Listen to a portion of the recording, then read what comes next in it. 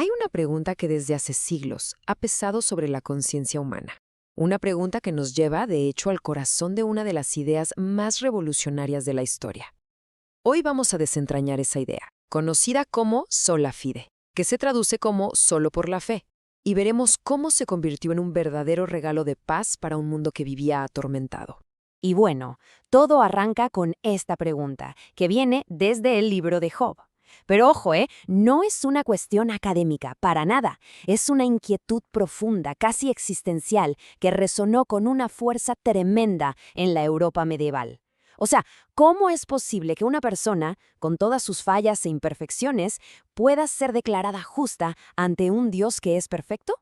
En aquella época la respuesta que se daba era, pues, bastante desalentadora.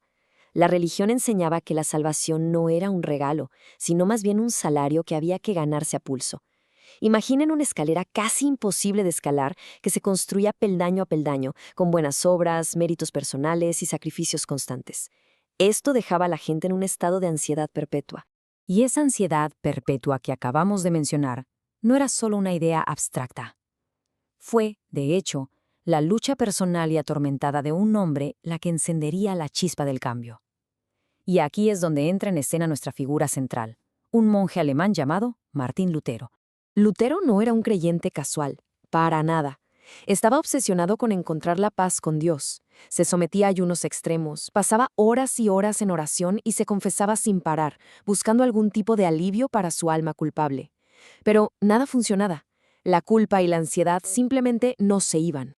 Y aquí, justo aquí, llegamos al corazón de su tormento.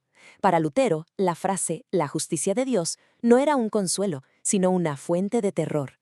Él la entendía como ese estándar perfecto que él nunca, jamás, podría alcanzar. Una justicia que no estaba ahí para salvar, sino para castigar al pecador y finalmente condenarlo. Pero entonces, mientras estudiaba la epístola a los romanos, algo pasó. La luz, de repente, irrumpió en su oscura celda. Una verdad transformadora se le reveló en este versículo.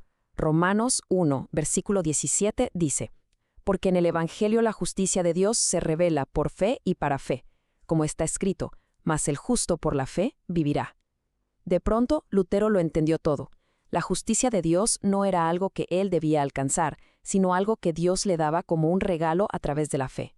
Esta revelación, vaya que fue una revelación, dio origen a un concepto teológico fundamental que ahora vamos a explorar: el gran intercambio. Pensemos en esto como una especie de transacción legal divina, quizá la más importante de todas. A ver, entonces, ¿qué es exactamente el gran intercambio? No es un cambio interno que nos hace perfectos de la noche a la mañana, no. Es una declaración legal de Dios. Es el momento en que, por la fe, toda nuestra culpa y pecado son legalmente transferidos a Cristo en la cruz, y al mismo tiempo, toda la justicia perfecta de Cristo es acreditada o depositada en nuestra cuenta. Miren, esta imagen lo resume súper bien. Es una transacción de doble vía. Por un lado, nuestra deuda, el pecado que nos condena, se carga en la cuenta de Cristo. Y al mismo tiempo, su historial perfecto, su justicia impecable, se deposita en la nuestra. Ante Dios ya no se ve nuestra imperfección, sino la perfección de su Hijo. Y ojo, esto no fue un invento de Lutero. Está anclado firmemente en las Escrituras. Romanos 3, versículo 28 lo dice de manera contundente. Concluimos, pues, que el hombre es justificado por fe sin las obras de la ley. La justificación es, en esencia, un veredicto de inocente, no basado en lo que hemos hecho, sino en lo que Cristo ya hizo por nosotros. Entonces, ¿qué papel juega la fe en todo esto? A ver, esta analogía es brillante. La fe no es el trabajo que hacemos para merecer este regalo. Al contrario, la fe es como la mano vacía de un mendigo, extendida para recibir el tesoro inmerecido que un rey generoso le está ofreciendo. No es un acto de mérito, sino un acto de simple recepción. Ahora veamos cómo este descubrimiento tan personal tuvo consecuencias, sísmicas. Esta idea no se quedó encerrada en la celda de un monje. Al contrario, encendió la hoguera que se extendería por toda Europa y que hoy conocemos como la Reforma Protestante. Es que la lógica era irrefutable y, claro, muy peligrosa para el sistema establecido.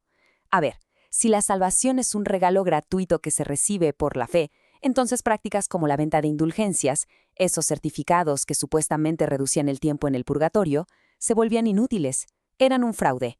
No se puede vender lo que Dios da gratis. Este pasaje de Efesios se convirtió, por así decirlo, en el grito de batalla de la Reforma.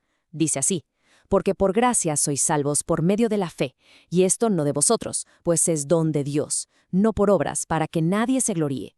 Resume perfectamente la doctrina. La salvación es por gracia, a través de la fe, y es un regalo. Esto elimina cualquier posibilidad de que el ser humano se jacte. El impacto en la gente común fue profundo. Esta verdad los liberó de la carga aplastante del miedo y de la culpa constante. Ya no tenían que vivir intentando ganarse el favor de Dios.